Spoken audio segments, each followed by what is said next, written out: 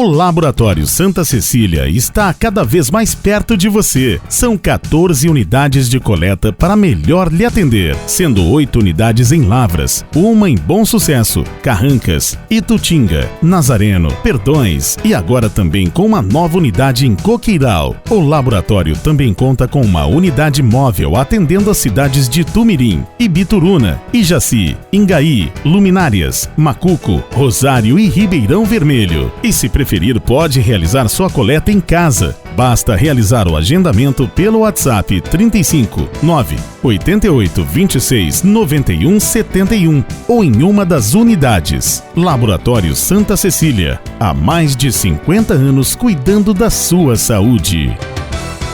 Ser associado ao sistema Pax Carvalho só traz vantagens para você e sua família. Descontos de até 70% em serviços ou produtos e também empréstimos por até 90 dias de aparelhos de apoio ortopédico. Fazendo o plano Pax Carvalho significa estar à frente dos acontecimentos reais que a vida nos traz. Nos detalhes, a Pax Carvalho faz a diferença. Pax Carvalho, tradição que gerou confiança. Em Lavras 3822 4050, Rua Otacílio Negrão de Lima 105. Santa Efigênia, solução em concretos e serviços de alta qualidade. Possui atualmente 5 usinas de concreto situadas em Lavras e região. Com uma equipe qualificada e equipamentos modernos, a Santa Efigênia fornece concreto pronto para sua construção ou reforma, em obras residenciais, comerciais, industriais ou infraestruturais. Referência no segmento de concreto usinado. Garantia de segurança e excelência em projetos de construção, só com a Santa Efigênia Concreto. Telefone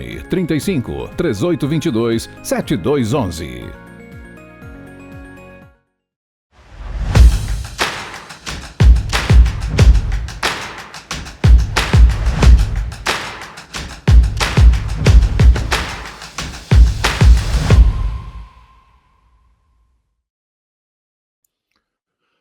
Bom dia, boa tarde, boa noite para você que se liga em mais uma edição do Esporte em Foco aqui pelos canais digitais do Lavras TV, no Facebook e também no YouTube, além do nosso canal no Spotify. Um grande abraço a todos e na minha companhia está aqui mais uma vez para esse 18º episódio, meu grande amigo, companheiro de todos esses episódios, meu grande Rafael Mendonça. Como você tá, Rafa?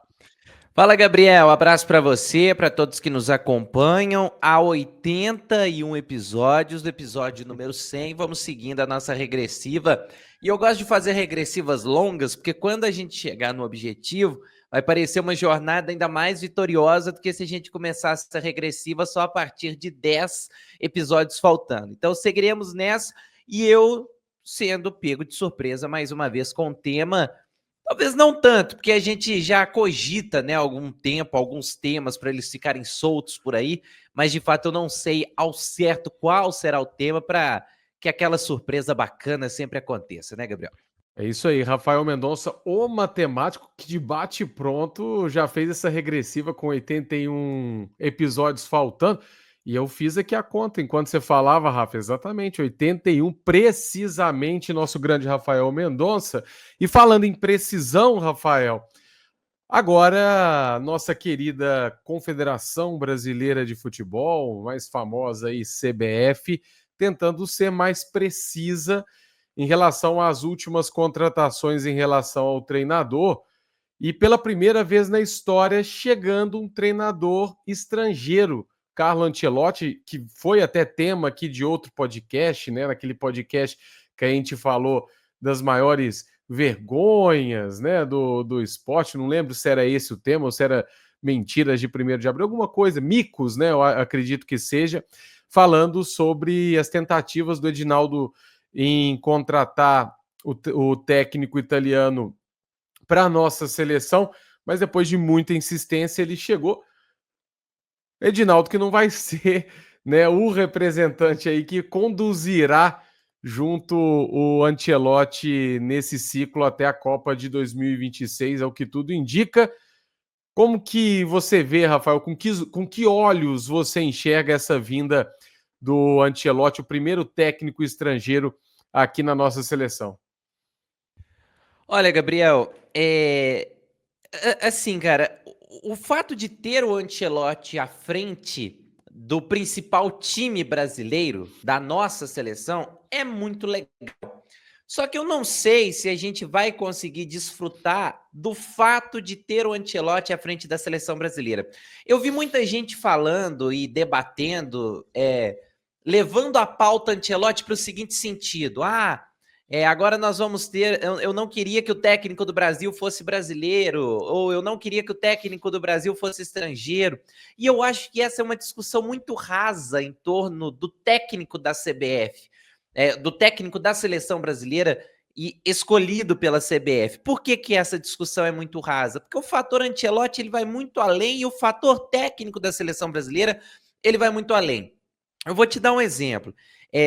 A maneira como o acordo com o Ancelotti ele é costurado. O Ancelotti vem para um contrato de uma temporada, né, de 1 ano até o fim da Copa do Mundo, e após o fim da Copa do Mundo ele pode simplesmente ir embora. O que pode ser proveitoso para o futebol brasileiro ter o Ancelotti por apenas 1 ano? Ter um cara do tamanho do Ancelotti poderia ser um grande marco para uma revolução na formação de técnicos brasileiros. Porque a gente só vai atrás de um treinador estrangeiro e um treinador com o nome do Ancelotti porque não vê ninguém aqui no futebol brasileiro com a condição de assumir a seleção e de passar confiança ao assumir a seleção.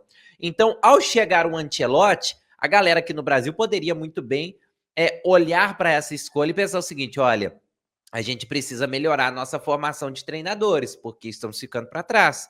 Pela primeira vez em muitos e muitos anos, o Brasil volta a ter um técnico estrangeiro no comando da seleção.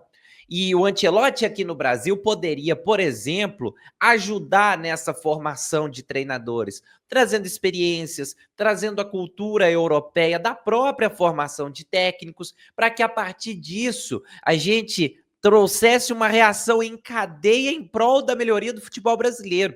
Eu até em outras oportunidades falei sobre a escolha da Alemanha em 2002 pelo Klinsmann como técnico. É claro, ele era alemão, era um alemão treinando a Alemanha, mas era um treinador que trazia uma ideia de jogo totalmente que rompia com o que a Alemanha praticava na época. Ele era um cara da posse de bola, da marcação posicional, eram conceitos à época inovadores para o futebol, e na Alemanha havia uma resistência enorme em ter um técnico com essas ideias à frente da seleção. Então, a chegada do Klinsmann para comandar a Alemanha naquele momento representou uma mudança na forma do futebol alemão enxergar futebol.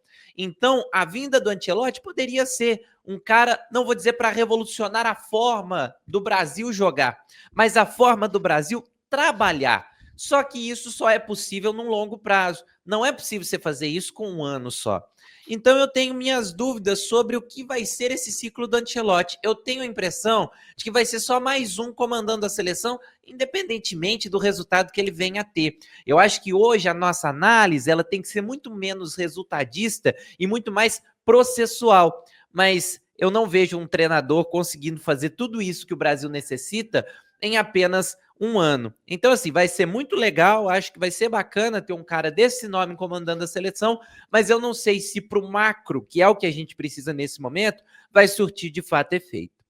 Exatamente, Rafael Mendonça. É um espaço muito curto de tempo, realmente. A gente está praticamente a 1 ano, né, da próxima Copa do Mundo. 1 ano, Rafael. O negócio já passou voando mesmo. Ano que vem a gente está falando aqui, fazendo tier lists de Copas. Ou não... Será que vai ser o programa 100? Vai. Uma boa, hein? Programa 100 durante uma Copa do Mundo, hein, Rafa? A gente já faz aquela maratona ali e quem sabe já transmite os jogos, né? Quem sabe até lá a gente vai ter caça-balha na agulha, né?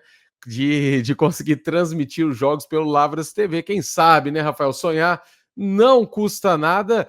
E pegando esse gancho, Rafa, de técnico da seleção brasileira, hoje a gente vai fazer uma tier list com eles, com os maiores nomes ou não que já comandaram as seleções brasileiras no passado, Rafael Mendonça. E a tier list ela vem da seguinte forma, com 12 nomes lendários, não vou falar lendários, que já está aí também como uma das categorias da nossa tier list, mas grandes nomes ou nomes marcantes de treinadores que comandaram a seleção brasileira. Antes de 58, Rafa, eu não coloquei ninguém aqui, tá? Coloquei como parâmetro aqui a Copa de 78 e alguns nomes marcantes. Então, o nosso internauta, a galera que está escutando aqui, tem alguns nomes aí que comandaram bons jogos aí, relevantes da seleção brasileira, como Oswaldo Brandão, Cláudio Coutinho, entre outros, que não vão estar nessa lista. A gente deixou aqui alguns nomes mais marcantes e também um pouco mais recentes, né, Rafa? Para a gente também poder debater um pouco melhor. Dentro das nossas categorias aqui de tier list, o maior de todos, um nome apenas. Aí nós temos lendários, muito bons. Tem uma categoria aqui que é essa penúltima que pode vir um ou outro que podia mais, ou também aquele que foi injustiçado, que foi ali às vezes escorraçado, muito questionado, mas que na sua visão, Rafa, pode ter sido injustiçado por algum ponto ou outro. E aquela última categoria, nem quero lembrar dessa época. 3 nomes para cada categoria, depois a gente tira um do lendários e joga para a categoria maior de todos. Os nomes que nós temos aqui, Rafael Mendonça, nós temos o campeão da Copa de 58 e 62, o Vicente Feola, Vicente Feola só de 58, perdão, o Aimoré Moreira, que foi o comandante aí da Copa de 62 lá no Chile.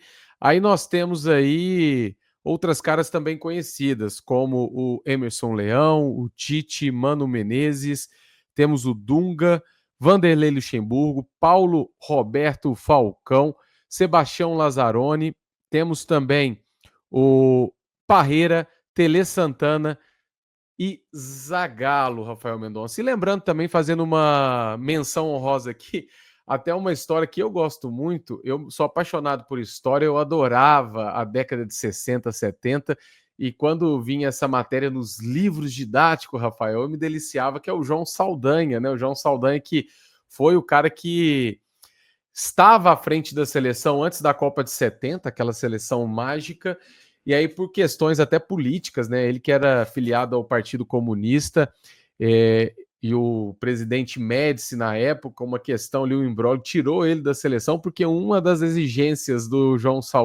do Médici era que ele convocasse o Dadá Maravilha, e ele não queria convocar, então, depois de muita polêmica nesse sentido, ele foi retirado da seleção, e aí o Parreira, né, o Zagallo, o Parreira foi auxiliar, o Zagallo assume a seleção que seria campeã lá no México, Rafael Mendonça. Então, muitos nomes de peso nessa nossa lista de hoje, para dar também essas boas-vindas ao nosso Carlo Ancelotti, né, Rafa? É muito legal. Esse tema é sensacional porque a gente mergulha na história da seleção brasileira, né? E por mais que a gente, em alguns momentos, enxergue a CBF, enxergue as lideranças do futebol brasileiro como saudosistas, e esse saudosismo até já prejudicou o Brasil em muitas escolhas, a história ela tem que ser lembrada, ela foi escrita e toda essa galera foi responsável, pelo menos boa parte desse pessoal, foi responsável por fazer a seleção brasileira chegar onde ela chegou. E lembrando a nossa audiência, Rafa, que hoje a nossa avaliação, e eu já coloco isso também na pauta nossa aqui, né, no nosso parâmetro, na verdade, vamos falar só de seleção, né, excluindo tudo que vem em volta, falando de seleção brasileira. E para tirar logo, Rafa, esse elefante branco da sala, vamos falar dele. Zagallo, Rafael Mendonça. Vamos começar por ele. E falando só do Zagallo, que ele tem poucos títulos pela seleção, Rafael, como comandante, tá? Como principal ali, ou como treinador, ele tem aí a Copa de 70, a Copa das Confederações de 97 e a Copa América de 97. Mas não tem como não falar do Zagallo como auxiliar técnico em 94, como jogador em 58 e 62, e também de tudo que representava. Ele também foi comandante da seleção em 1998, né? Importante ressaltar, mas tudo que representa e como ele se sentia dentro da seleção brasileira, né? Como ele trazia a bandeira, levava, na verdade, a bandeira do Brasil em tudo isso. eu acho que, tirando esse elefante branco, a gente não tem nem o que dizer, né, Rafael Mendonça, sobre esse nome icônico do nosso futebol. Não, já vamos ali para o lendário, porque é um forte concorrente a também disputar o posto principal da nossa tier list de hoje. Até essas participações mais recentes do Zagallo na seleção brasileira, até muita gente contesta de que talvez não era a hora mais dele estar à frente, só que ele é um cara que, como você disse, era sinônimo de seleção brasileira. Então, sempre que o Brasil precisava de uma figura experiente, de uma figura que conhece Copa do Mundo, o Zagallo era acionado. O Zagallo foi acionado pela última vez em 2006, né, quando foi auxiliar do Parreira numa tentativa da CBF em repetir a dobradinha Parreira e Zagallo. Mas se a gente for pegar títulos, e aí contando também o período como jogador, ele tem 4 títulos de Copa do Mundo. 2 como jogador, uma como treinador e uma como assistente. E se a gente for pegar participações em Copa do Mundo, a gente aumenta para 7, porque ele foi o técnico do Brasil em 74, foi o técnico em 98 e teve essa participação também em 2006. Então ele é um cara assim que participou de diversas gerações da seleção brasileira, querendo ou não, teve resultados em todas as gerações e é talvez um dos caras mais importantes da história, não só da seleção, mas do futebol brasileiro. Então, você já fez bem da gente abrir com o Zagallo, porque de fato ficar segurando para o final ia ser um resultado aí que praticamente a galera que está nos acompanhando já mataria a charada. Muito bem, Rafael Zagallo, então, como lendário e fortíssimo candidato. A gente vai ver lá no final quem vai ser o maior de todos. Rafa, passando agora para o professor Vanderlei Luxemburgo, que entra na seleção brasileira em 1999, vence a Copa América daquele ano, lá no Paraguai. Ele que lança, né, o Ronaldinho Gaúcho na seleção, aquele primeiro jogo de 7-0 contra a Venezuela. Olha o que ele fez! Olha o que ele fez! Gol do Ronaldinho Gaúcho estreando ali pela seleção. Um time muito bom do Brasil, né, que seria campeão depois em 2002. E também ele que foi campeão do torneio pré-olímpico, disputado lá em Londrina. Eu já falei sobre esse torneio aqui, que eu guardo no coração. Só que aí ele é eliminado, né, Rafa, nas quartas de final daquela Olimpíada lá em Sydney, com um time muito bom. Um time que tinha aí goleiro Elton, Fábio Costa, Lúcio, o zagueiro... Esse você lembra bem, Rafael. O zagueiro André Luiz, Fábio Aurélio, Atisson, tinha Ronaldinho Gaúcho, Alex, Roger, também o meio-campo Giovani, Edu, vários nomes aí de respeito do futebol que caiu para Camarões naquela fase de quartas de final. E aí o Vanderlei Luxemburgo acabou caindo, que também não vinha muito bem nas eliminatórias, né, Rafa? O que falar de Vanderlei Luxemburgo na seleção brasileira, Rafa? Cara, eu só não vou colocar na última categoria, não quero lembrar, porque como você disse, tem uma conquista nesse ciclo, tem o Ronaldinho sendo lançado, e sempre que um grande jogador é lançado e que um treinador proporciona isso, ele merece um crédito. Então eu vou colocar ali no podia mais, e aí não como injustiçado, porque só seria injustiçado se ele sequer tivesse tido a oportunidade. Mas pelo que representava Vanderlei Luxemburgo na década de 90 para o futebol brasileiro e por tudo que ele conquistou como técnico, ele podia mais na seleção brasileira, né? E claro que tem toda aquela polêmica das convocações também, né? No ciclo do Luxemburgo foram vários jogadores convocados, isso até levantou algumas suspeitas de que terceiros estariam influenciando nas convocações. Então não ficou legal para a carreira do Luxemburgo essa passagem dele pela seleção. E talvez tenha sido o que faltou, né, na carreira do Luxemburgo. Um trabalho muito bom com a seleção brasileira, porque ele seria um treinador com passagens extremamente vitoriosas em todas as modalidades possíveis. Então o Vanderlei Luxemburgo podia mais com a seleção brasileira, não conseguiu e acabou sendo demitido. E tem essa eliminação para Camarões, que também é muito marcante na mente do torcedor brasileiro.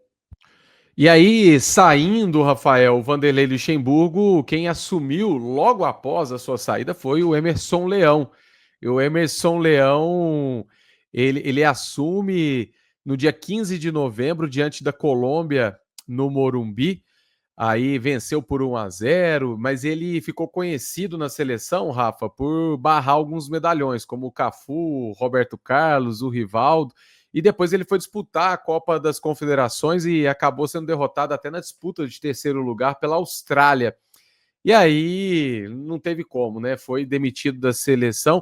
E lembrando que ele ficou no comando apenas 8 meses, né? Nos quais aí foram 10 jogos, onde ele venceu 3, perdeu 3 e empatou 4. Então, uma tímida passagem aí do Leão, com polêmicas, obviamente, porque o nome do Leão chama polêmicas também, né, Rafael? O Emerson Leão no comando da seleção. Rafa? E outro cara que também teve o nome envolvido em convocações duvidosas, né? Teve até daquele lateral do Sport, me fugiu o nome, era Josimar? Não era Josimar. Depois a gente recupera o nome do jogador, que também acabou levando o Emerson Leão para essas polêmicas convocações do final da década de 90, começo dos anos 2000. Ele sim é o nosso primeiro, não quero nem lembrar, porque ele sempre tem essa característica de tentar chegar botando ordem, né? Sendo carrasco de jogador. E tá, em alguns casos até deu certo, mas eu acho que a gente tem muito mais jogadores que não gostam do Leão e não gostam de ter trabalhado com ele do que os que gostam. Apesar dele ter conquistas como treinador, né? Mas é um cara que sempre tenta chegar se impondo demais, e num contexto de seleção brasileira com tantos craques e jogadores de nome como o da seleção brasileira, obviamente não funcionaria, como não funcionou. Muito bem, Rafael Mendonça, e continuando aqui nessa contemporaneidade, adorou a palavra, né, Rafa? Essa contemporaneidade aí na segunda vez eu falei errado, mas vamos lá então para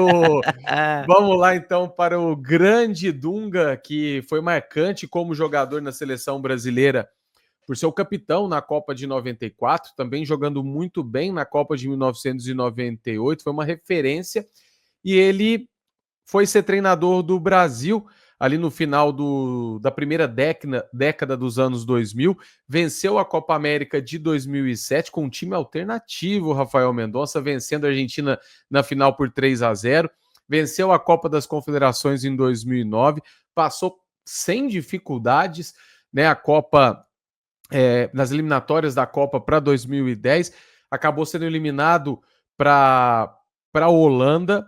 O Super Clássico das Américas, depois ele venceu numa volta que ele teve aí a seleção em 2014. Aí ele acaba perdendo fôlego ali, se eu não me engano, em uma Copa América, acho que até foi nos Estados Unidos, né? Uma Super Copa América centenária, e aí acaba sendo demitido nessa segunda passagem, mas é interessante ressaltar, Rafa, que ele fez um bom trabalho.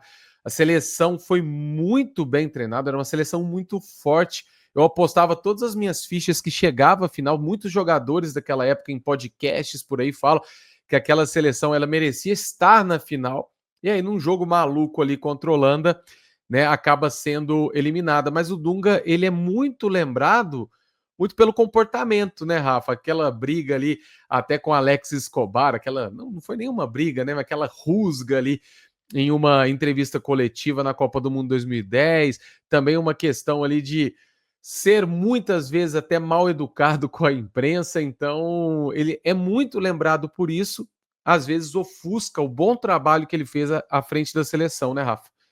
Com certeza, e eu só não vou colocar na categoria muito bons por conta dessa segunda passagem. A segunda passagem dele não foi legal, e talvez não seja nem culpa dele, né? É culpa de quem escolheu trazer o Dunga de volta e para uma situação totalmente diferente que não pedia mais o Dunga. Mas eu vou colocar ele ali ao lado do Luxemburgo, mas não como podia mais, e sim como injustiçado. Porque eu acho que muitas vezes o pessoal pegou aquela pecha até da brincadeira que tinha na época Dunga burro e por aí vai, e das escolhas do Dunga, e algumas até foram um pouco duvidosas para o ciclo da Copa de 2010, o principal questionamento, né, ou os principais, as ausências de Ganso, Pato e Neymar daquela Copa, porque os três, apesar de jovens, viviam bons momentos em suas respectivas carreiras, mas o Dunga, ele consegue fazer um ciclo muito honesto para a Copa de 2010. O Brasil em clássicos tinha um desempenho muito legal, foi eliminado por detalhe para a Holanda nas quartas de final, e numa seleção brasileira que talvez tenha sido das mais recentes, ou de todo o ciclo moderno da seleção brasileira, a mais escassa de grandes craques. Tinha o Kaká vivendo uma grande fase, mas já caminhando para aquele ciclo em que ele fica muito afastado por lesão. Aí tinha Robinho, Luiz Fabiano, Felipe Melo, Gilberto Silva, Lúcio, Juan, Elano. Acho que a dobradinha, ou a trinca, né? Elano, Kaká e Luiz Fabiano foi muito bem naquela Copa do Mundo. Então, assim, era um time bem operário, mas era um time com muito espírito dentro de campo. E eu acho que tinha a cara do Dunga dos tempos de jogador. Ele conseguiu passar para aquela seleção a vontade, a gana que ele tinha em campo de quando ele era jogador. Então, acho que isso fez com que o torcedor gostasse muito daquela seleção sem necessariamente ter grandes craques. Então, era uma seleção na qual o povo brasileiro, e talvez tenha sido a última, em que o Brasil se uniu para torcer. Da seleção de 2010 em diante, pegando o ciclo das Copas de 14, 18 e 22, eu já não senti um Brasil tão unido torcendo pela seleção brasileira. Na minha visão, a de 2010, né, pelo menos percebendo a movimentação das pessoas em si, foi a última Copa em que eu vi o brasileiro unido como um todo para torcer pela seleção brasileira em uma Copa do Mundo. E muito disso tem o espírito que o Dunga colocou naquela equipe. Agora, tem as decisões duvidosas, tem o clima pesado que ele trouxe para os bastidores daquela seleção brasileira, que fazem com que também a gente barre ele do muito bons. Mas ele acho que é um pouco injustiçado quando se fala do ciclo do Dunga na Copa do Mundo. Ele, apesar de não ter se preparado para ser treinador, e de muita gente até colocar na conta do Jorginho a organização que aquela seleção tinha, o ciclo dele de 2007 até 2010 foi um ciclo muito honesto. Muito bem, eu também concordo, Rafa. Eu lembro de um amigo meu que adorava aquela seleção, taticamente, adorava o Dunga, que ele chorou demais quando o Brasil saiu para a Holanda, porque foi realmente com traços de crueldade aquela eliminação, porque o Brasil fez um primeiro tempo, talvez o melhor tempo, né, na Copa do Mundo, aquele primeiro tempo contra a Holanda, estava jogando muito aquela seleção, era uma seleção muito consistente taticamente. Vamos passar agora, Rafa, para um cara aqui que é muito interessante, que é o Sebastião Lazzaroni. Sebastião Lazzaroni, que foi o comandante do Brasil na Copa de 1990, aquele famoso jogo da água, milagre da água batizada, né, Rafael Mendonça, que o Brasil sai nas oitavas de final contra a Argentina.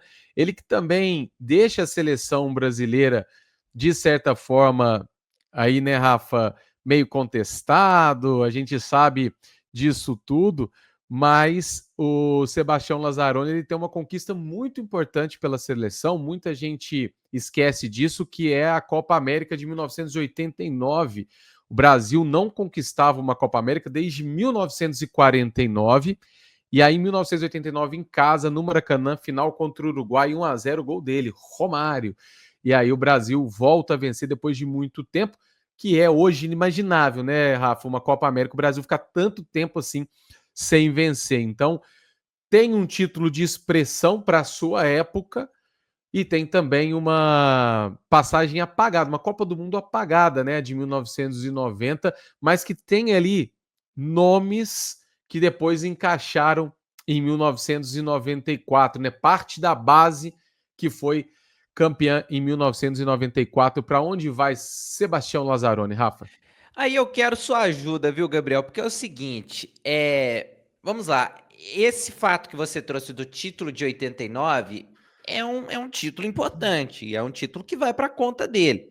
Ele foi responsável por fazer a virada de chave da geração década de 80, geração década de 90 da seleção, então a gente sabe que toda transição é difícil, só que ele foi o responsável e segue sendo o responsável pela pior campanha da seleção brasileira em Copas do Mundo.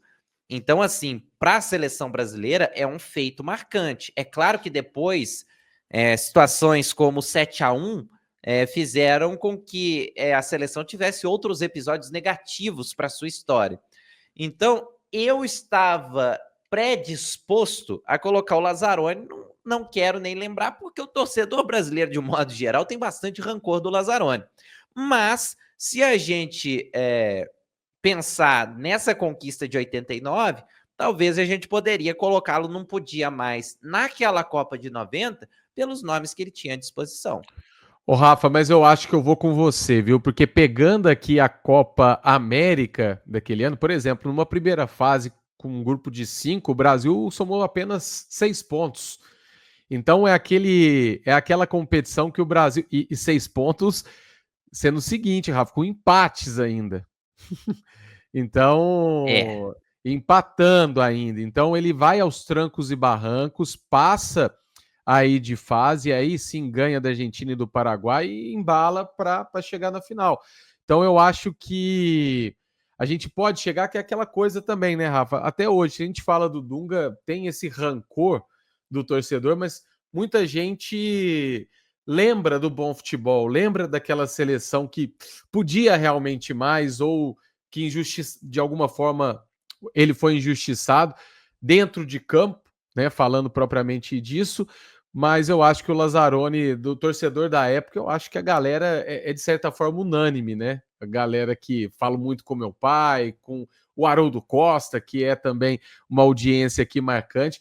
O pessoal sempre fala sobre isso, né? Que foi uma passagem ali, de certa forma, apagada pela seleção. Então, vamos colocá-lo aqui no Nem Quero Lembrar, com todo respeito ao Sebastião Lazzaroni. Rafael, bom tamanho para você ou você começa a ficar um pouco triste, um pouco com a consciência pesada, Rafa? Tô tranquilaço até agora e eu já estava predisposto a colocar o Lazzaroni ali na lanterna, então você trazendo esses dados que ajudaram a gente a chegar nessa conclusão, tô bem tranquilo. E lembrando que o filho dele, né, o Bruno Lazzaroni, hoje ele é assistente, né, de futebol, ele trabalhou muito tempo como assistente no Botafogo, no Atlético Paranaense, no Cuiabá também. E não conseguiu ainda ser o treinador, né? Ele até teve algumas oportunidades de forma interina, mas ainda não conseguiu emplacar na carreira. Já o Lazzaroni pai, tá aposentado.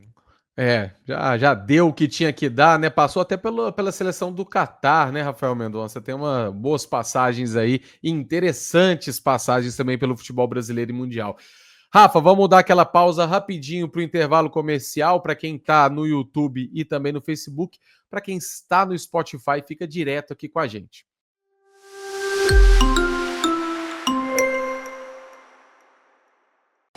Ao escolher o Frango Santana, você tem a certeza de uma ótima procedência. Seus produtos são elaborados por meio de um rígido controle de qualidade, cumprindo rigorosamente as condições higiênicas e sanitárias, proporcionando maior confiança, excelência em sabor e qualidade na mesa de seus consumidores. Frango Santana, qualidade que dá gosto.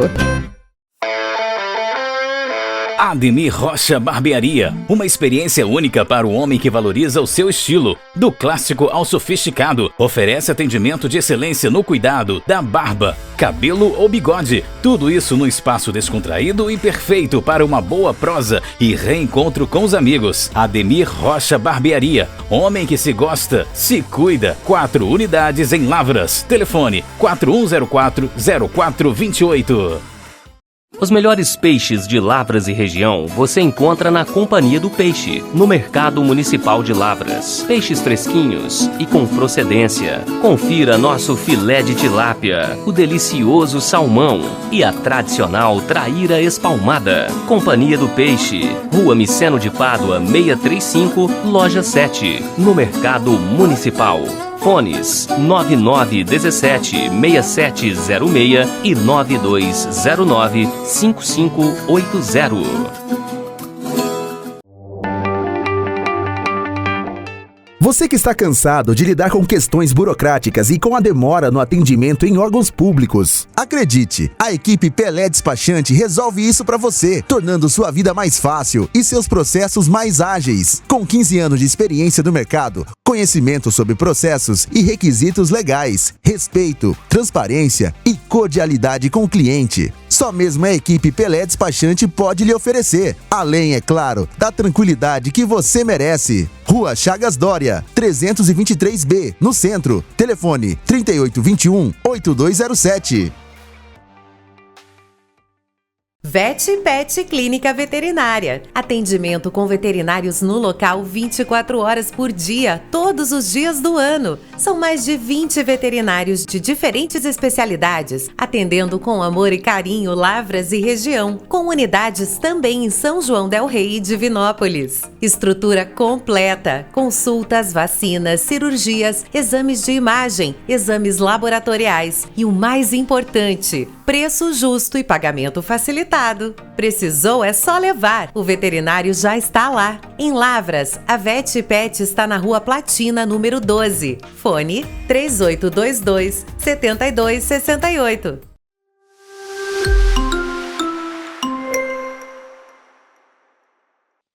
Estamos de volta aqui no Esporte em Foco hoje, falando dos grandes nomes, dos grandes treinadores da história da seleção brasileira.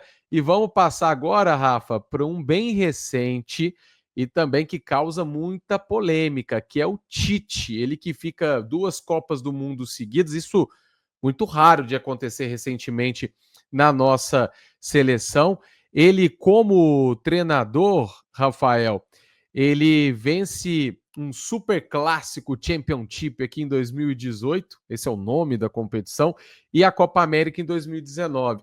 Faz 2 eliminatórias muito consistentes, indo sem problemas para as Copas de 2018 e 2022, e ele é eliminado em ambas, primeiramente em 2018 para a Bélgica, placar de 2-1, e nos pênaltis na última Copa para a Croácia. Eu acredito, Rafa, que o grande problema do Tite em relação a questionamentos foi realmente a Copa de 2022 para uma Croácia, que no papel não era time para se bater ali de frente com o Brasil. O Brasil ficou muito marcado, esse time do Tite, como uma equipe de uma nota só, sem muita variação, né? Que o Brasil manteve ali um esquema, manteve uma estratégia, mesmo com o meio-campo reforçado ali da Croácia. Isso se falou muito na época, além, óbvio, daqueles 4 minutos finais que foram cruéis para o torcedor brasileiro. Tem torcedor brasileiro. Eu, por exemplo, Rafa, não sou um grande fã assim, da seleção brasileira, mas eu não consigo assistir melhores momentos daquele jogo. Para mim, dói mais do que o 7-1, porque, cara, eu já estava pensando no churrasco de terça-feira, Brasil e Argentina na semifinal, viu? Vou te ser sincero, Rafa. Vamos lá, eu tenho uma opinião impopular sobre o Tite, porque eu gosto muito do trabalho que o Tite fez na seleção brasileira e eu vou te explicar o porquê. De fato, o torcedor fica magoado pela forma como o Brasil foi eliminado nas 2 Copas do Mundo, mas a gente tem que entender que Copa do Mundo também não é a coisa mais fácil do mundo de se ganhar, principalmente contra os adversários que o Brasil enfrentou, e aí destacando principalmente aquela Bélgica de 2018, que era uma seleção muito forte, tanto é que foi semifinalista e saiu ali no detalhe para a França. O Tite, ele chega no Brasil, no comando da seleção brasileira em 2016, com a missão de salvar aquele ciclo, que começa com o Dunga, começa de uma forma equivocada, porque não era o Dunga para ser escolhido ali como técnico da seleção, e pós 7-1. Então era uma grande reformulação que precisava ser feita com a seleção brasileira, porque nomes que estavam presentes no 7-1 já não cabiam mais na seleção, outros se desvalorizaram tanto, como o caso do Oscar, por exemplo, e de outros nomes que estavam naquela Copa, que não cabiam mais na seleção também por conta dessa desvalorização. Então o Tite foi o responsável por renovar uma seleção que precisava ser renovada em termos de peças, mas também em termos psicológicos, porque era uma seleção pós 7-1. Então o Tite ele é responsável por fazer essa transição que é sempre muito complicada. E é uma transição de gerações. É uma geração que fica para trás com a marca muito negativa e uma nova geração que chega. Então ele traz ali um Gabriel Jesus no primeiro momento, traz para a titularidade da seleção Douglas Costa e outros nomes. A seleção de 2018 ela é até uma seleção que tem mais nomes veteranos, né? Tinha o Renato Augusto e o Paulinho como importantes naquele esquema no primeiro momento, e que até na Copa do Mundo não fizeram valer tanto essa confiança. Traz Marquinhos para a seleção brasileira e outros jogadores que também fizeram parte dessa renovação. E depois de 2018, a CBF entende que, apesar da eliminação para a Bélgica, aquele ciclo da Copa de 18 foi muito bom, porque o Brasil começa a jogar um futebol muito interessante nas eliminatórias, tem aquele chocolate para cima da Argentina no Mineirão e acaba sendo eliminado depois na Copa do Mundo, mas fazendo eliminatórias bem concisas. Vira para a Copa de 22, o Tite tenta adotar um esquema de jogo um pouco mais ofensivo, porque essa tinha sido a principal crítica do ciclo anterior, e aí vem com Vinícius Júnior, vem com Rafinha, e vem com uma galera ainda mais nova do que na Copa de 2018, e acaba saindo para a Croácia. E o jogo contra a Croácia em si, o Brasil vencia até a reta final da prorrogação, e tem uma perda de posse de bola, que ao meu ver, naquele momento, foge um pouco da responsabilidade do Tite, porque as alternativas foram encontradas por ele durante o jogo. Agora, a galera que está em campo precisa ter noção de que na reta final da prorrogação não é preciso atacar com tanta gente como o Brasil fez. E o próprio Neymar fala isso no momento em que o Brasil toma o gol. Ele chama a atenção da galera, gente, não precisava. E aí o jogo vai para os pênaltis, e nos pênaltis a gente sabe que tem uma série de fatores que também fogem do treinador. Então, o Tite, por ter conseguido desempenhos tão bons nas eliminatórias, feito o Brasil chegar forte nas duas Copas do Mundo, ter sido eliminado em contextos bem específicos, e o jogo contra a Bélgica, vamos lembrar, o Brasil jogou melhor que a Bélgica aquele jogo. No segundo tempo, o Brasil teve uma série de oportunidades que não foram aproveitadas, um pênalti não marcado em cima do Gabriel Jesus, que poderia ter mudado a história do jogo. Então, o Brasil é eliminado de duas Copas para duas boas seleções em contextos bem específicos, nos quais ele poderia ter sido eliminado. Em nenhum deles o Brasil foi eliminado de uma forma extremamente justa ou tomando um banho de bola, não. Por erros pontuais. E o Tite, além de ter feito 2 ciclos com números muito bons, ele foi responsável por uma renovação de uma geração da seleção brasileira. E a prova de que o trabalho do Tite foi muito bom é só ver o que aconteceu depois que ele saiu. A galera que veio não conseguiu repetir o mesmo desempenho nas eliminatórias, que à época do Tite eram consideradas fáceis e sem nenhum parâmetro para a disputa da Copa. Muito bem, Rafael Mendonça. Então, muito bom, é isso? Muito bom. Muito bom, e que análise, Rafa, que análise muito bem feita realmente, e é isso também, né? Esse parâmetro final que você trouxe é crucial também, né? Porque é como se fosse um campeonato estadual, né? O paralelo que a gente faz, Rafa, essas eliminatórias aqui da América do Sul. Quando tá ganhando ali com 10 pontos, 9 pontos de diferença, não faz mais que obrigação. Quando tá lá embaixo, é um vexame. Então é difícil, cara. É difícil ser técnico da seleção brasileira, com toda certeza. E desvalorizam muito o futebol sul-americano, porque chega em Copa do Mundo, Equador, seleção da Colômbia, dão um sufoco danado nos europeus, viu? Então é muito importante a gente valorizar ainda mais o futebol sul-americano, com toda certeza. Rafa, vamos para 2 nomes aqui interessantes, que eu vou colocar no combo, que são 2 nomes mais antigos. O técnico campeão pelo Brasil na Copa do Mundo de 1952, praticamente um pioneiro aí, né, que é o Vicente Feola, foi campeão em 58, aí tem outras conquistas pela seleção brasileira. A Taça Oswaldo Cruz, Taça Bernardo O'Higgins, que é um campeonato disputado no Chile, Copa Roca e Taça do Atlântico. Engraçado, né, que eram competições aí importantes à época, mas que com o tempo aí, historicamente foram se perdendo. E também o treinador que esteve à frente da seleção, o Aimoré Moreira, na conquista de 1962, que além dessa Copa do Mundo que foi aí brilhante para o Garrincha, ele tem aí 2 taças Oswaldo Cruz, 2 taças Bernardo O'Higgins, uma Copa Roca e uma Copa Rio Branco. Então, e ele que foi treinador da seleção até 1967. Aí, e o Aimoré, Rafa, ele depois tem uma passagem longa aí por vários clubes do Brasil até a década de 80, inclusive treinando o Cruzeiro. Rafa, fazer um combo desses 2 treinadores, Rafa, para onde que vão? E é uma análise, claro, mais difícil, porque se perde com o tempo, né, Rafael Mendonça? Até num tempo que a gente fala de televisão, essas 2 Copas, elas são características marcantes, como características marcantes, até serem as Copas do rádio, né, Rafa? Então a gente não tem muitas imagens, acervos em cores, muitas vezes, então é uma análise difícil, mas para onde vai, dentre as possibilidades que a gente tem em analisar esses dois casos, para onde você coloca esses dois que, obviamente, têm aí seu lugar numa prateleira mais alta por serem campeões do mundo, Rafa? Cara, é claro que os fanáticos por futebol, os fanáticos por história do futebol vão sempre lembrar do Vicente Feola. Só que eu vou colocar ele na categoria injustiçado, porque quando a gente lembra da conquista do Brasil de 1958, pouca gente fala sobre o treinador. Sempre se fala sobre se a primeira Copa do Pelé, e claro, os feitos que o Pelé conseguiu com 16 anos de idade nessa Copa de 58, são feitos assim, expressivos. E se lembra também do capitão daquela Copa, que era o Bellini, e do treinador pouco se fala. Então acho que é um treinador que poderia ter um pouco mais de crédito pela importância que ele teve comandando aquela seleção, que foi a primeira seleção campeã do mundo.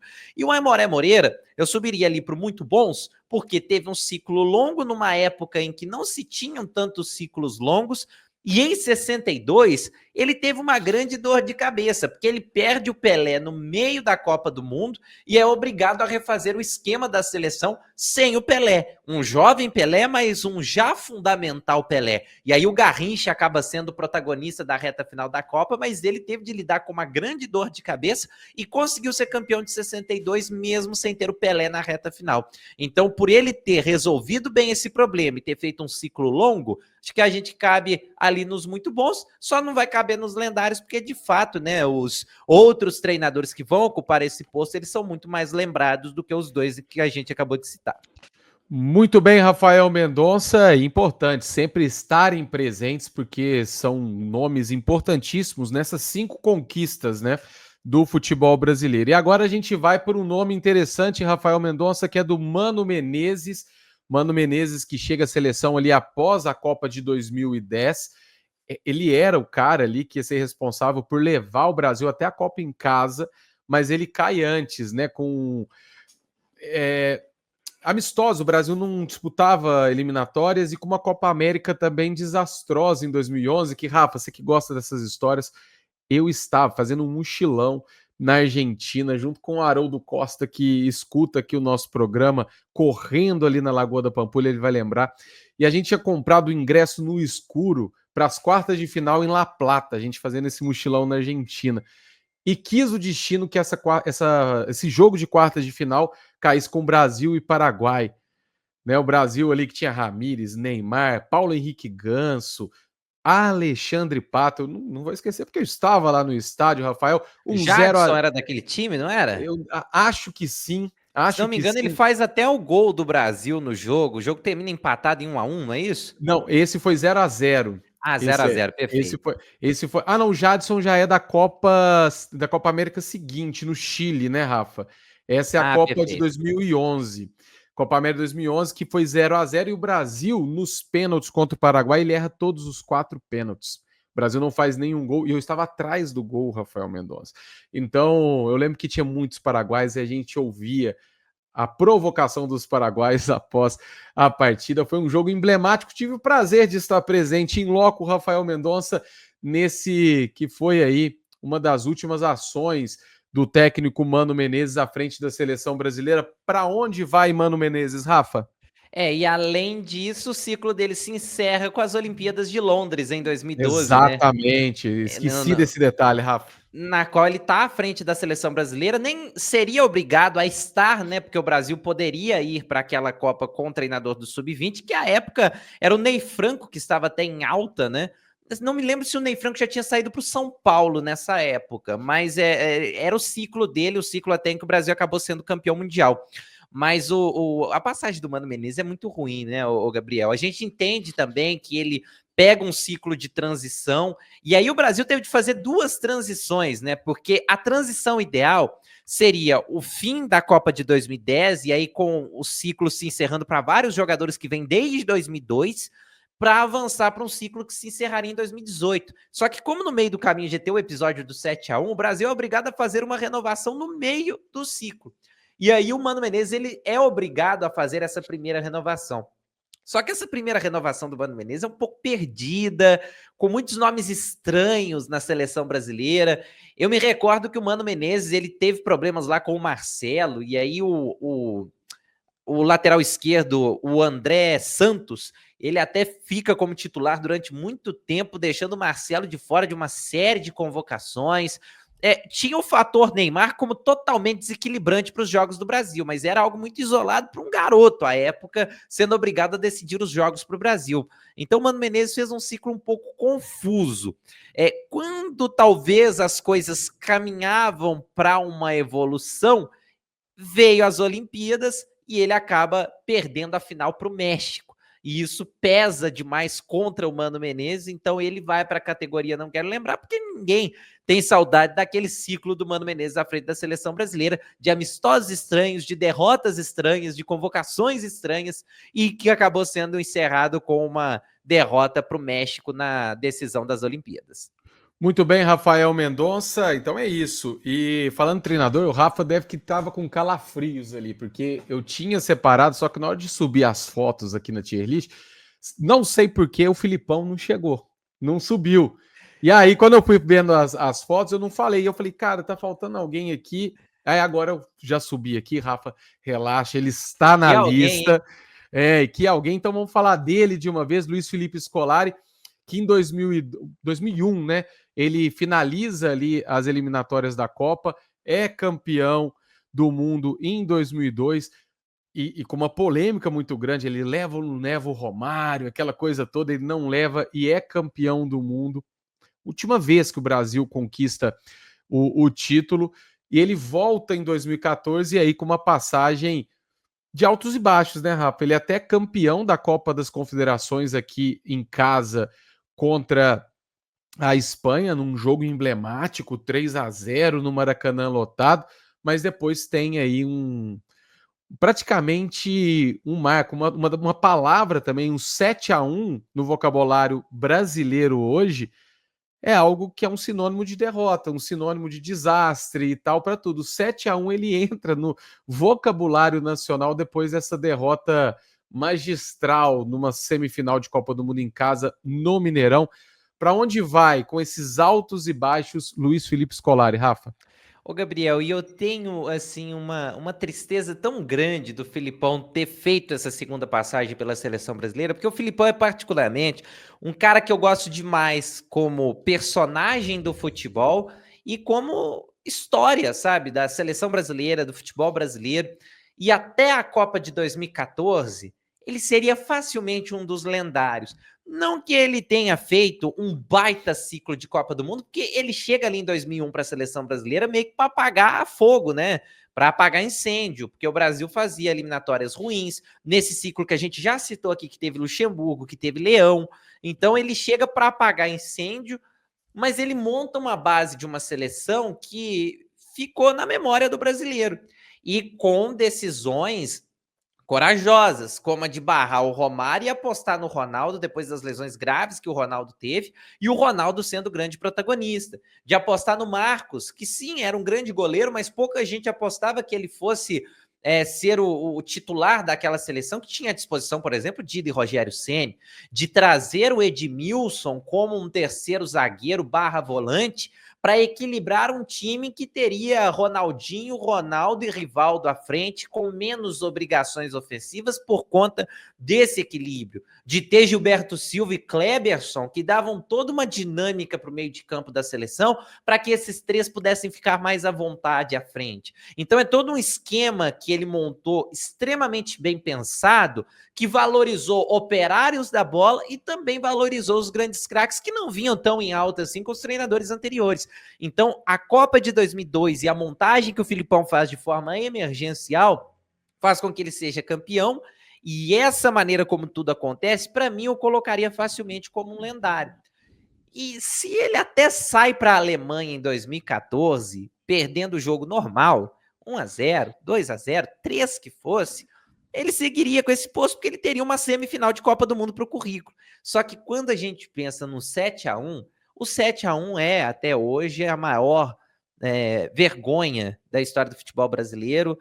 Aquela seleção do Filipão na Copa de 2014 tinha vários conceitos ultrapassados de futebol, tinha uma série de desorganizações na montagem do time, a forma como a CBF conduzia tudo nos bastidores era uma forma muito errada, e o Filipão acabou sendo conivente com isso.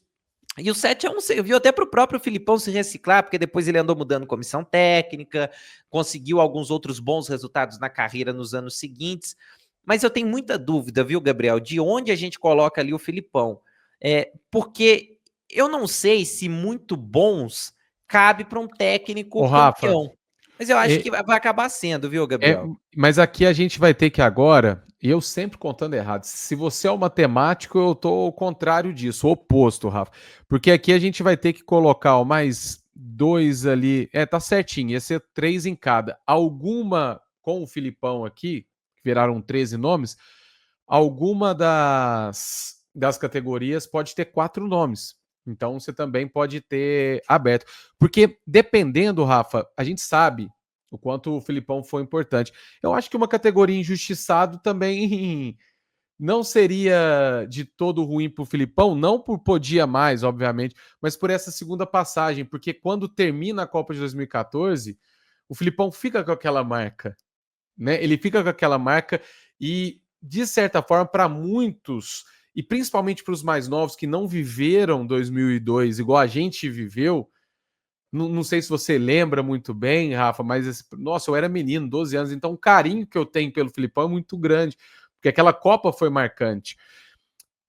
Para muitos, o Filipão não traz isso, né? Não traz esse sentimento bom. Então, eu acho que ele pode ser um injustiçado muito por isso, por ter essa marca do 7-1, mas ser um treinador campeão do mundo pelo Brasil. O que você acha, Rafa? Fecho com você, acho que é uma bela definição, porque muita gente acaba levando o Filipão mais para o 7-1 do que para 2002. E talvez 2002 tenha muito mais o dedo do Filipão na forma como tudo foi construído do que 2014, que tem a responsabilidade dele, mas tem toda uma situação que envolve a CBF por trás. Então, legal. O injustiçado cabe bem porque ele é um cara que merece muito mais reconhecimento do que ele teve depois do que aconteceu em 2014.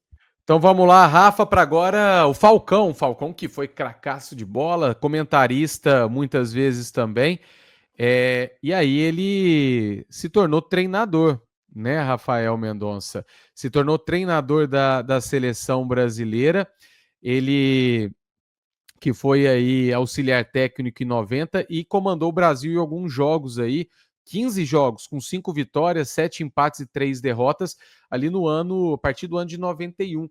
E aí, com um mau retrospecto, ele foi trocado pelo Carlos Alberto Parreira, que viria a ser campeão em 1994.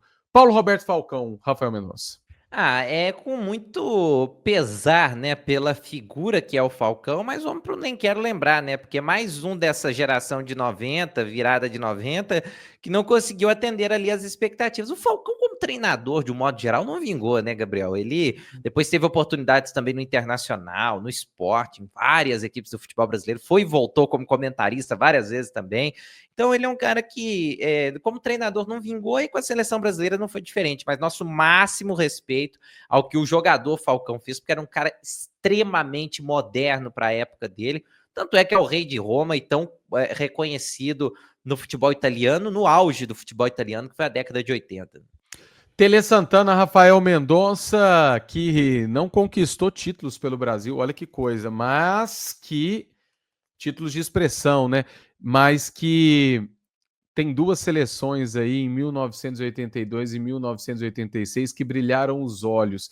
E 2 derrotas aí, né, respectivamente para a Itália e para a França, que muitas das pessoas que viveram essa época dizem serem as mais doloridas, né?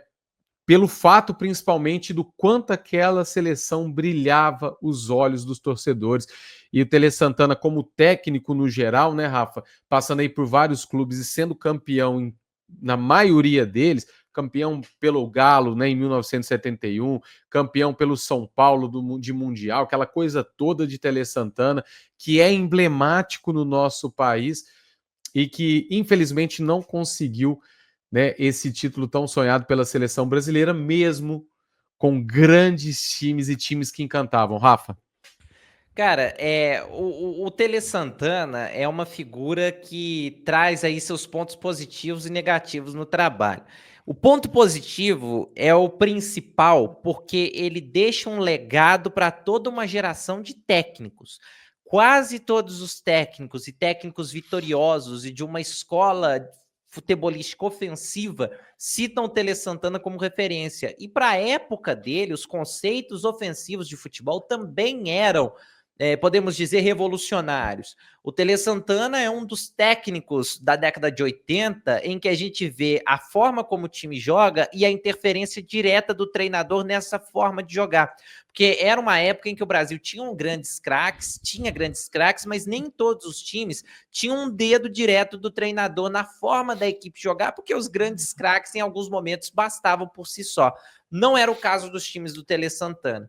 E a gente vê o Tele Santana sendo citado como referência por técnicos da era moderna, como Guardiola, o próprio Klopp, o Ancelotti já falou em Tele Santana. Então, só para a gente pegar um exemplo de como esse cara influencia até hoje. Então, ele é um cara que, através do jogo da seleção brasileira, e aí falando da seleção, porque é o tema do nosso podcast, influenciou toda uma geração. Mas eu vou trazer aqui 2 episódios dele só para pontuar também que o ciclo não foi mil maravilhas. Em 82, muita gente aponta uma soberba da seleção do Tele Santana e do Tele Santana ao enfrentar a Itália, porque ele adota um esquema de jogo bem ofensivo e muito exposto, e isso acaba fazendo a Itália vencer aquela partida por 3-2, quando em determinados momentos o Brasil poderia ter sido um pouco mais conservador. E em 86, o ciclo de 86 é marcado por brigas. Ele deixa de fora, por exemplo, da seleção o Leandro e o Renato Portaluppi, Renato Gaúcho, que na época estavam bem em alta no Flamengo, por conta de casos isolados de indisciplina que poderiam ter sido facilmente resolvidos, e o Tele Santana optou por barrar. E o Tele também acaba levando jogadores que estavam em final de ciclo, como os casos do Leão, do Zico e do próprio Sócrates, e eles não têm o desempenho que se esperava, porque já estavam bem veteranos, e o Tele Santana acaba levando esses jogadores para a seleção e a seleção não tem o desempenho que se esperava. Então, só para pontuar também que o ciclo não é mil maravilhas, mas por todo o legado que ele deixou para vários treinadores de gerações futuras e pela ideia revolucionária de jogo para a época, eu coloco ele como um dos lendários, mesmo sem ter conquistado títulos pela seleção brasileira. Muito bem, Rafael Mendonça, é isso, né, cara? O Tele Santana realmente, se a gente for parar para pensar aí, principalmente com a galera que viveu essa década, fala 3 nomes de treinadores. Eu acredito que o Tele Santana vai estar aí, 3 nomes de treinadores do Brasil, né?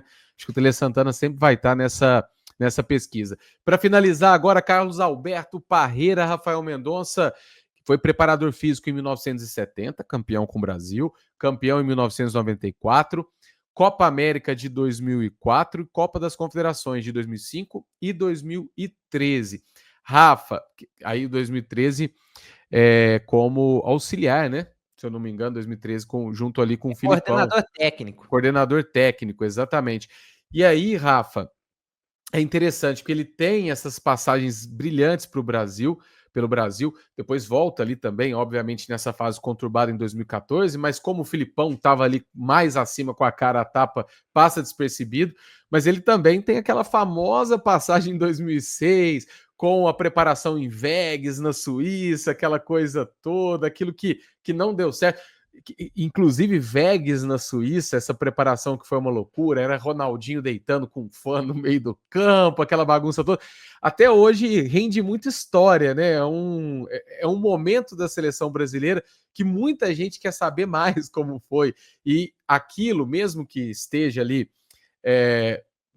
quase um mês antes da estreia para a Copa do Mundo e tal, é como se fosse um símbolo, né, de abertura demais, abriu demais, estava levando tudo muito na brincadeira, como um símbolo de tudo que deu errado. Óbvio que não é só isso, mas de tudo que deu errado naquela Copa de 2006, mas eu acredito que o nome Parreira, Rafa, ele passou por cima disso com muita tranquilidade, e hoje, quando é lembrado, ele é lembrado muito mais pelos seus títulos e pelo que levou, né, para o bem a seleção brasileira, Rafa. Ele encerra um jejum de 24 anos da seleção brasileira sem conquistar uma Copa do Mundo. Ele é um dos primeiros grandes estudiosos da bola aqui no Brasil e foi um cara, e talvez um dos primeiros, porque lembra que no começo do programa a gente sempre falou muito dos saudosistas da bola que tem aqui no Brasil e que em alguns momentos não gostam de abrir a mente. O Parreira abriu a mente. O Parreira entendeu que para a Copa de 94 o Brasil precisava ser mais tático. que não bastava apenas mais o talento dos jogadores que tinha, a ofensividade que o Brasil tinha. Para competir a partir do crescimento dos adversários, o Brasil precisava também ter uma ideia tática de jogo. E o Parreira, ele é muitas vezes até injustiçado pela forma como o Brasil jogava em 94, porque muita gente achava a seleção brasileira reativa demais, era uma seleção com 4 meio-campistas, que às vezes dependia ali das estocadas do Bebeto e bolas para o Romário, mas era uma seleção muito bem montada, muito equilibrada e que tinha uma ideia de jogo bem definida. A partir dos estudos e da maneira como o Parreira se abriu para o que o futebol estava caminhando para ser naquela época. E isso não é regredir, isso é entender que as coisas evoluem e que todos precisam acompanhar a evolução, independentemente dos craques que um time tem. Então, eu acho legal a gente ressaltar que o Parreira está acima de qualquer outro episódio negativo que tenha rondado a passagem dele pela seleção, justamente por esse marco que envolveu o ciclo da Copa de 94. Em 2006, de fato, ele perde a mão ali do controle da galera, mas tem a Copa América de 2004, que é muito marcante para o torcedor, e 2013, acho que a gente nem conta direito, né, 13, 14, tem a famosa carta da Dona Lúcia, que é aquela situação completamente constrangedora, mas o Parreira está acima de tudo isso, então para mim ele é o terceiro lendário ali da nossa lista. Muito bem, Rafael Mendonça. E agora, para finalizar, já 1 hora de podcast, era para a gente fazer em 40 minutos, mas... Mas vamos lá, que esse é histórico também, tem muita história, né? Exatamente, exatamente. O conteúdo fica muito bacana, rico e no acervo, né, Rafa? É muita coisa bacana. E vamos para os lendários. Rafa, eu acho que agora não tem mais erro, né? O único que você não precisou justificar a permanência dele, ou a entrada dele nos lendários é um só. Para mim, o maior de todos tinha outro nome, que era Zagallo. Perfeito. É o Zagallo, cara, porque é o combo, entendeu? É a participação dele em vários dos ciclos vitoriosos da seleção brasileira. Acho que até a CBF acabou expondo o Zagallo demais, o trazendo de volta em momentos em que ele já não estava mais tanto na ativa, mas não tem como. Quando o Zagallo foi mal, ele levou a seleção numa semifinal de Copa do Mundo, que é o famoso ciclo do vocês vão ter que me engolir. Então o Zagallo é história pura, é a essência do futebol brasileiro, era um apaixonado por seleção brasileira e está imortalizado aí como o maior de todos, pelo menos na nossa tier list. Então, Rafael, não quero lembrar de Emerson Leão, Mano Menezes, Lazzaroni e Falcão. Podia mais, ou injustiçado, né, para Vanderlei Luxemburgo, Dunga, Feola e também Filipão. Filipão já justificado aqui, por que a gente colocou ele aqui, porque principalmente por conta da Copa de 2014. E lembrando, perdão, Gabriel, que só o Luxemburgo podia mais, os outros 3 a gente colocou em injustiçado. Exatamente. E muito bons aí para Tite e o Aimoré. O lendários para Tele Santana e também o Parreira, e o maior de todos, o grande Zagallo. Sai com a consciência tranquila, Rafael? Muito tranquila, te agradeço por ter me ajudado na escolha do Filipão, porque eu acho que eu fiquei com a consciência bem mais tranquila em ter colocado o Filipão como injustiçado, e eu queria dedicar esse episódio aqui, Gabriel, ao meu pai, o senhor Luiz Mendonça, sabe por quê? Obviamente eu não vivi quase nada dessas histórias que a gente contou aqui hoje. E muitas delas eu tenho como referência o que ele me contava, o que ele falava para mim sobre todos esses treinadores que passaram pela seleção brasileira. Óbvio que a partir das histórias que ele me contou, eu tive o interesse de ir atrás, pesquisar, ver vídeos, estudar. Então é um episódio que tem uma interferência muito grande dele. Se eu trouxe algum detalhe dessa época que eu não vivi, é porque ele passou para mim e eu confio fielmente no relato do senhor Luiz Mendonça. Então um grande abraço também ao Luiz Mendonça, que foi um participante aqui, então esteve presente com a gente nessa edição. E Rafa, que edição especial, muito feliz por a gente fazer aqui essa tier list e relembrar, né? A gente às vezes bate muito em seleção brasileira, mas quando a gente olha para trás, a gente observa e constata nessa grande história do futebol brasileiro. Então, muito bacana. Rafa, um grande abraço e até a próxima semana com mais uma tier list. Valeu, Gabriel. Tamo junto. A gente se encontra na semana que vem. E história. Esse episódio foi histórico, não só por fazer parte da nossa história, mas por contar história e história, seja da seleção, seja geral. É sempre muito legal. Abraço. Muito bacana, Rafa. Um grande abraço também para quem se ligou aqui nos canais digitais do Lavras TV e também no Spotify. Um grande abraço a todos. Até a próxima. Tchau, tchau.